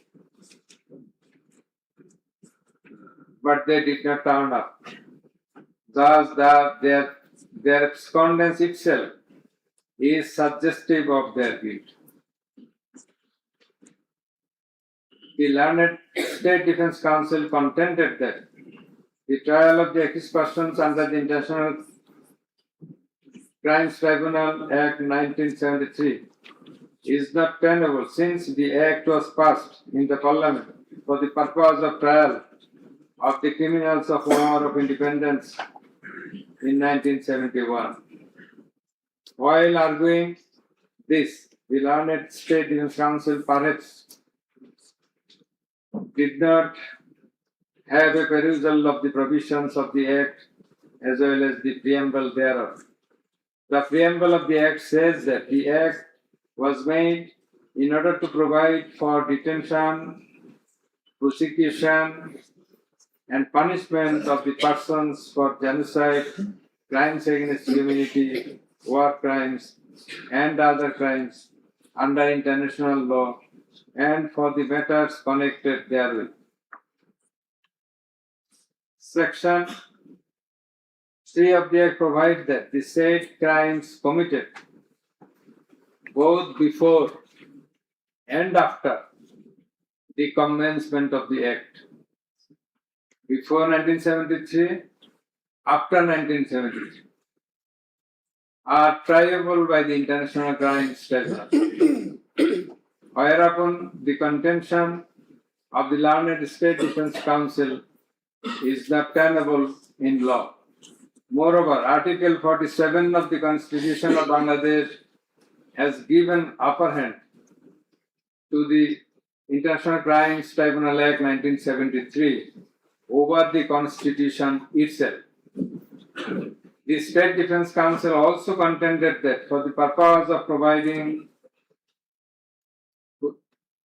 atrocities throughout the country, witnesses from all over the country have not been examined. In this context, we have to say that witnesses from many parts of the country have been examined and they have adequately proved the atrocities in almost every part of the country. The victims, the family members of the dead and injured protesters, as well as the eyewitnesses, gave their testimony, which are enough for the proof of the charges. Quantity of witnesses is immaterial, while there are small number of qualitative witnesses. Still, the number of 54 witnesses examined by the prosecution is not small. The learned State Defense Council also alleged that the audio conversations in question have not been examined by more than one department like CID.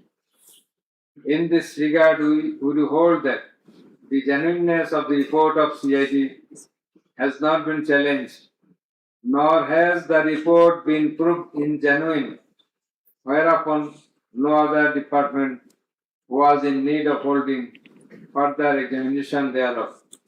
It is the further allegation of the learned State Defense Council that accused Sheikh Hasina and Asaduddin Khan Kamal did not incite or order the commission of the crimes against humanity as alleged, nor did participate in the commission thereof, and thus they deserve to be acquitted. The learned chief prosecutor, in course of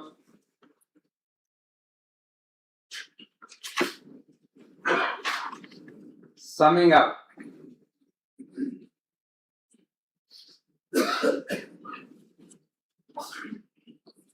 asked for passing necessary order restraining Awami League from running activities as a political party. Although the prosecution depicted series of worst deeds of Awami League regime in the language of the prosecution, since achievement of independence of Bangladesh in 1971, the tribunal does not incline to discuss on this point since this is not the issue of the instant case. It has come to the notice of the tribunal that accused Sheikh Hasina, in defiance of the orders of the tribunal to appear and contest the case, has given interviews in the media wherein she denied the allegations leveled against her in this case and also made some derogatory remarks. I have noted this aspect beforehand, but in some of her interviews, she impliedly admitted her superior command responsibility. The United Nations Human Rights Commission categorically stated in its report that the political leaders issued direct orders and other directives authorizing and guiding operations by BGB, RAF, DGFI, Bangladesh Police, and Detective Branch that involved serious violations of human rights against protesters and other civilian, including extrajudicial killings and arbitrary detention. It has been stated in the report that 1,400 people have been killed by use of lethal weapons during the July movement 2024.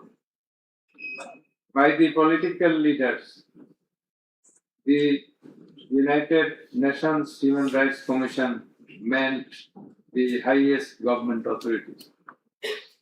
The authorities in question are unprecedented in the history of Bangladesh.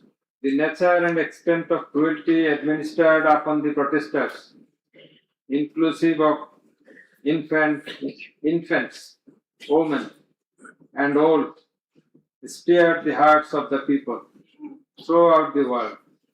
On seeing the scenario of death and injured protesters and their outcry in the videos displayed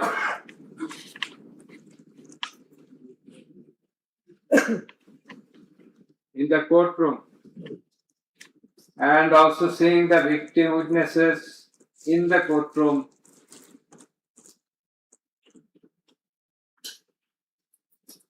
for giving testimony, who lost their scalp, eyes, nose, hands, and legs.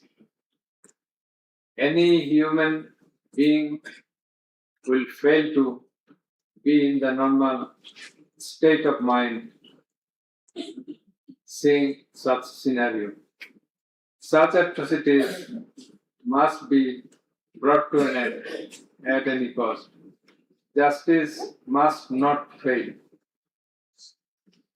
In view of all the above facts and circumstances and findings, it is hereby ordered that accused Sheikh Hasina be found guilty on 3 counts under charge 1.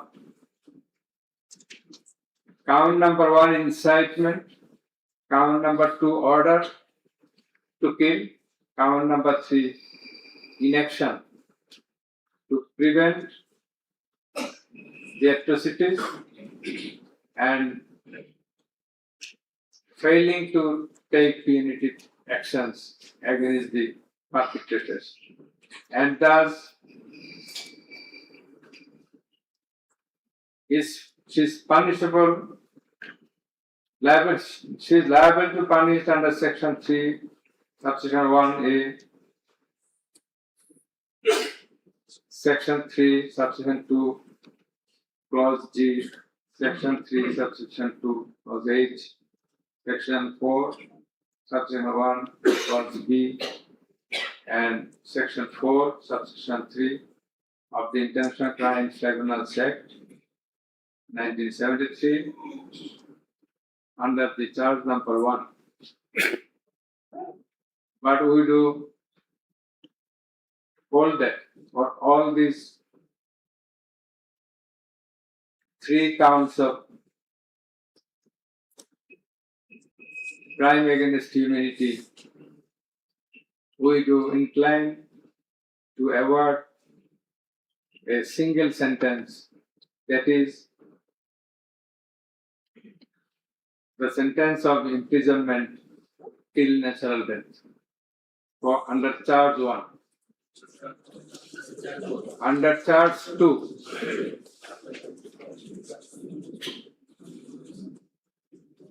accused Sheikh Hasina is liable on 2 counts. On 1 count, there are several counts. For 1 count, that is, passing the order for deploying drones, helicopters, and using lethal weapons to kill the protesters. She committed crime against humanity under Section 3, Subsection 2A and Section 4, Subsection 1B of the International Crimes Tribunal Act 1973.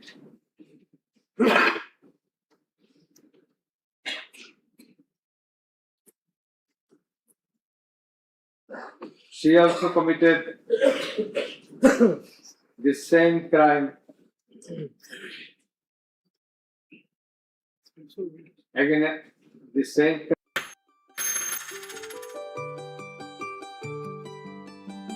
রুই মাছ 2টা, মুরগি 2 KG.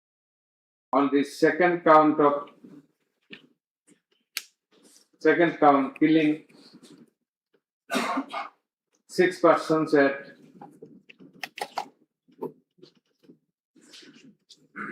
Sankarpur of Dhaka,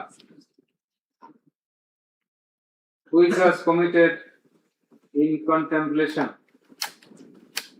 in furtherance by virtue of her order, as stated beforehand. And similarly, she committed the same crime, that is the crime against humanity, on another count for causing the killings at Ashulia of Sabah, killing of 6 persons. For all these 3 counts, we have decided to inflict her with only 1 sentence, that is sentence of death.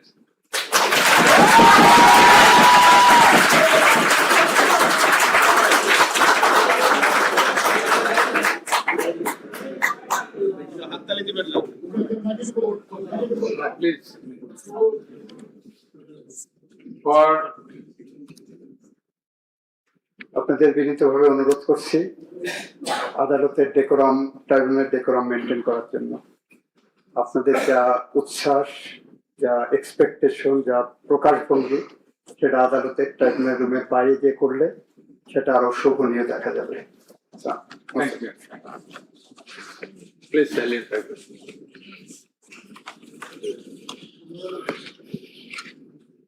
Accused Asadujaman Khan Kamal and accused Chaudhry Abdullah Al Mahmood. Accused Asadujaman Khan Kamal is liable for committing crime against humanity for the occurrence of killing 6 persons at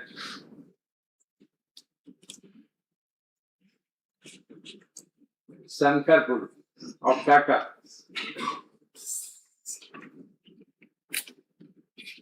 In this occurrence, they are liable for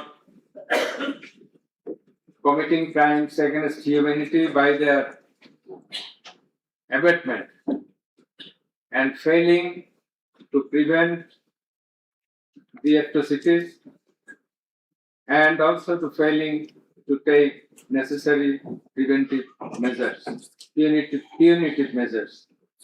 And thus, Asaduzzaman Khan Kamal is held liable for the commission of crime against humanity under section 32A, 32G, 32H, 41E, 43 of the International Crimes Tribunal Act 1973 for the commission of killing of 6 persons both at Sankarpur and 6 persons at Ashulia of Sabah. And for both the occurrences, he committed 4 counts of offenses, that is crime against humanity, 4 times, by his abatement and failure to take necessary actions in Sankarpur, by his abatement and failure to take necessary action at Ashulia. So for all these 4 counts, we have decided to award a single sentence of death to Asaduzzaman Khan Kamal. As regards Chaudhry Abdullah Al Mamun, as I have elucidated before, he has contributed to the trial of this case by making full and true disclosure of the circumstances within his knowledge. Yet, he also admitted, and he was involved in all the occurrences throughout the 36 days of movement, considering both his contributions, his admissions, with the material evidences to the tribunal to arrive at the correct decision, and also in consideration of the gravity of the offense. We are both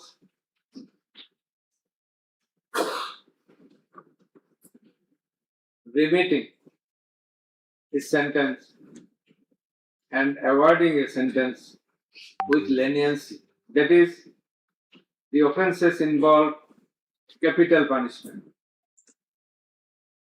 But for his contribution, we have decided to inflict him with a sentence of imprisonment for 5 years.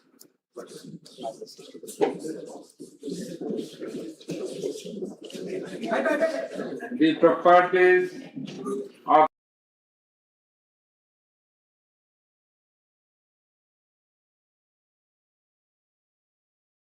accused Sheikh Hasina and accused Asaduzzaman Khan Kamal in Bangladesh be confiscated in favor of the state. The government is directed to pay considerable amount of compensation to the protesters concerned in this case, who have been killed in July movement 2024, and also to take measures to pay adequate compensation to the wounded protesters in consideration of the gravity of their injury and loss. The sentence shall be carried out in accordance with the provisions laid down in section 20, subsection 3 of the International Crimes Tribunal Act 1973, preferably pursuant to the long-standing practice. Let a copy of this judgment be transmitted to the District Magistrate Dhaka for necessary action. Let copy of the judgment be supplied to accused Chaudhry Abdullah Al Mamun according to law. The absconding accused will not get any copy at the moment. So thank you all very much.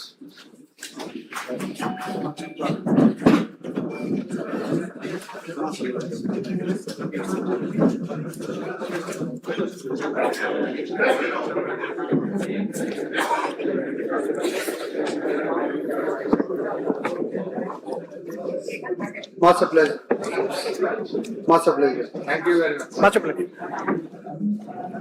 Much a pleasure.